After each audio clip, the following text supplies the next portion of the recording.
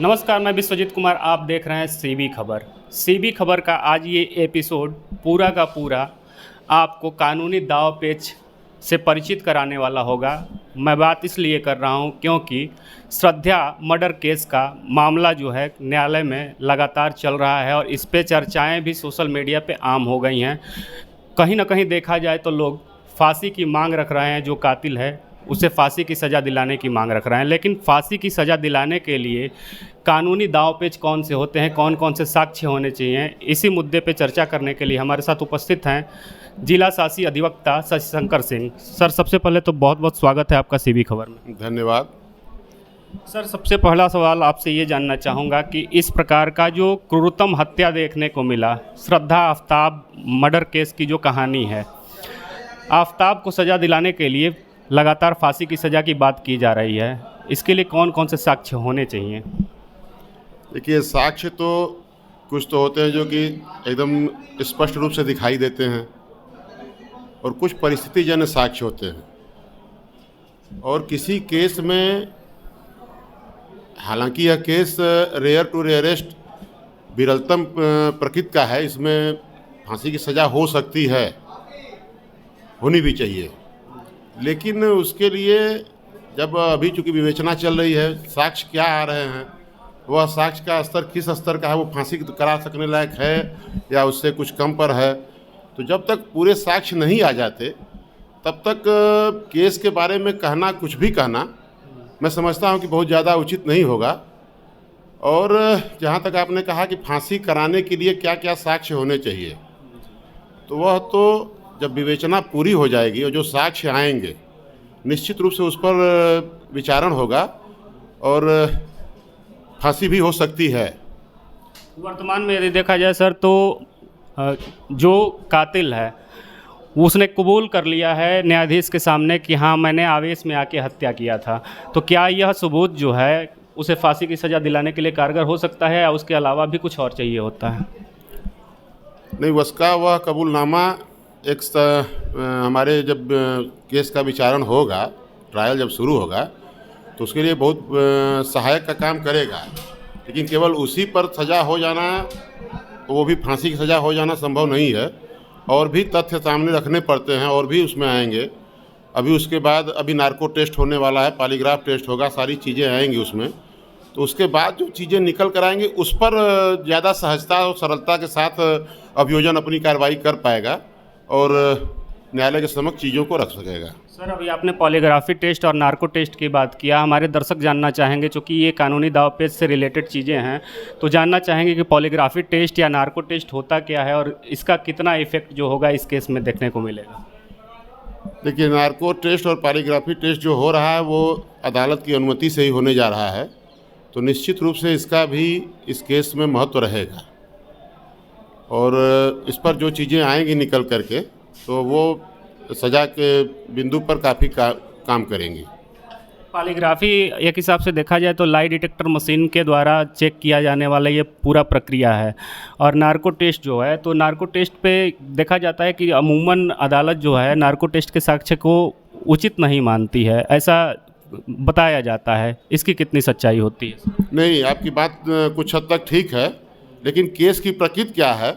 अब जैसे यह केस है तो इसमें शरीर को टुकड़े टुकड़े में विभाजित करना और उसको सबूत को मिटाने का प्रयास किया गया, डेड बॉडी को हटाने का, छिपाने का प्रयास किया गया। तो इसमें अदालत भी इस चीज़ को देखेगी, तो उसमें नार्को टेस्ट को एकदम इनकार करके अदालत नहीं चल पाएगी। मतलब जहाँ एविडेंस नहीं मिले हैं, चूँकि अभी जिस हथियार से हत्या की गई थी वो हथियार बरामद नहीं हुआ और शरीर के जो 35 या 36 टुकड़े करने की बात की जा रही है उसके भी पूरे टुकड़े बरामद नहीं हुए हैं। तो इस आधार पे हमें लगता है आपके अनुसार कि नार्को टेस्ट और पॉलीग्राफी टेस्ट कारगर साबित होंगे। इसी कड़ी में आपसे यह भी जानना चाहेंगे सर कि वर्तमान में देखा जाए तो लगातार सोशल मीडिया पे एप्लीकेशन आ गए हैं, ऑनलाइन डेटिंग ऐप। यह भी कहानी कहीं ना कहीं उस डेटिंग ऐप से ही जुड़ा हुआ है। तो इसको लेकर के आप आज की युवा पीढ़ी को क्या संदेश देंगे? क्या ऑनलाइन डेटिंग ऐप पे किसी से प्यार करना और उनके साथ लिव इन रिलेशन में रहने लगना, यह कहाँ तक कारगर साबित? अब आजकल आज़ादी का स्वरूप थोड़ा बदलता जा रहा है। युवा पीढ़ी स्वच्छंदता को स्वतंत्रता मान रही है। स्वतंत्र होना एक उचित अवधारणा है, लेकिन स्वच्छंद होना थोड़ा सा गलत है। और स्वच्छंद होने का ही दुष्परिणाम यह है कि लिव इन रिलेशनशिप और उसके बाद ये श्रद्धा और आफ्ताब वाली कहानी ये एक नहीं है। ये तो इधर कुछ सालों से, खास करके जब से ये सोशल मीडिया पर तमाम तरह के साइट आ गए हैं कि आप मतलब डेटिंग ऐप है तो फ्रेंडशिप ऐप है, तमाम तरह के सब साइट आए हुए हैं, तो निश्चित रूप से ये समाज को विकृत कर रहे हैं। और अभिभावक भी थोड़ा सा इसमें मैं दोषी मानूंगा कि हम अभिभावक अपने बच्चों पर जितना समय देना चाहिए हम नहीं दे पा रहे हैं। और एक ही कमरे में रह करके बाप अलग मोबाइल चला रहा है, बेटा बेटी अलग मोबाइल चला रहे हैं। तो ये चीज़ें थोड़ा सा एक चिंता का विषय है, इस पर हम अभिभावकों को भी सोचना पड़ेगा। और मैं बच्चों से कहना चाहूँगा कि आपका भविष्य डेटिंग ऐप पर नहीं है। आपका भविष्य उज्जवल तब होगा जब आप सकारात्मक दिशा में आप प्रयास करेंगे, जिससे कि देश का भी मान सम्मान बढ़े और आपके परिवार का, आपके गांव का भी मान सम्मान बढ़े, आपके समाज का मान सम्मान बढ़े। निश्चित रूप से यह डेटिंग ऐप और ये सब चीज़ें जो हैं वो हमारे समाज को भी विकृत कर रही हैं। हमारी भावी पीढ़ी को बर्बाद करने की दिशा में एक बहुत बड़ा कदम ये है डेटिंग ऐप के माध्यम से। सर, आखिरी सवाल एक ये हमारा होगा कि लगातार इस प्रकार की घटनाएं होती रहती हैं, लेकिन कुछ घटनाएं जो हैं बाहर नहीं निकल पाती हैं। लेकिन श्रद्धा आफ्ताब का जो मैटर है काफ़ी चर्चित हो चुका है और एक प्रकार से कहा जाए तो मीडिया ट्रायल हो रहा है। तो इसके फैसले को आने में कितना समय लग सकता है? क्या जल्दबाजी देखी जाएगी या पूरा साक्ष्य जुटाने के बाद ही कोई अदालत फैसला देगी? इस पे हम आपसे कानूनी राय जानना चाहते हैं।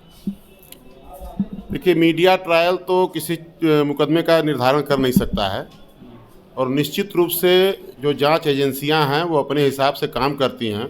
कभी कभी दबाव में कुछ ऐसे दबाव आ जाते हैं कि हो हल्ला बहुत ज़्यादा होता है, तो उसमें कभी कभी गलत दिशा में विवेचना चली जाती है। लेकिन इस केस में मैं जहाँ तक अभी तक देख रहा हूँ कि जांच एजेंसी बहुत ही कारगर तरीके से चल रही है। और जांच एजेंसी जब अपनी जांच पूरी कर लेगी, जो भी साक्ष्य आएंगे, हड़बड़ी में तो मैं चाहूँगा कि न ही करें। मीडिया ट्रायल अपना विषय है, उनको अपना टीआरपी देखना है, सब चीज़ें देखनी है। जनता के सामने उनको क्या जनता को पसंद है, उनको जनता की पसंद देखना है। लेकिन हमें न्याय की दृष्टि से देखना है, तो जांच एजेंसी न्याय की दृष्टि से काम करेगी कि कैसे न्याय तक पहुंचाए श्रद्धा को, कैसे आफ्ताब को उसकी जो कारगुजारी है उसके लिए उसका जो परिणाम होना उसके यहाँ तक पहुंचाए। तो जांच एजेंसी अपना काम कर रही है, उससे मीडिया ट्रायल से कोई बहुत फर्क नहीं पड़ने वाला है। तो वो बाकी चीज़ें अदालत में जाएंगी और निश्चित रूप से ऐसे केसों में हमारे यहाँ फास्ट ट्रैक कोर्ट की अवधारणा है, फास्ट ट्रैक कोर्ट काम कर रही हैं। तो जैसे ही जांच एजेंसी का जांच पूरा होगा, फास्ट ट्रैक कोर्ट में जाएगा और विचारण जल्द से जल्द होगा। बहुत बहुत धन्यवाद सर, सीबी खबर को अपना कीमती समय देने के लिए। हालांकि सीबी खबर भी लगातार यह आवाज़ बुलंद करती नज़र आ रही है कि इस प्रकार के मामले में जो दोषी है उसको सज़ा होनी चाहिए।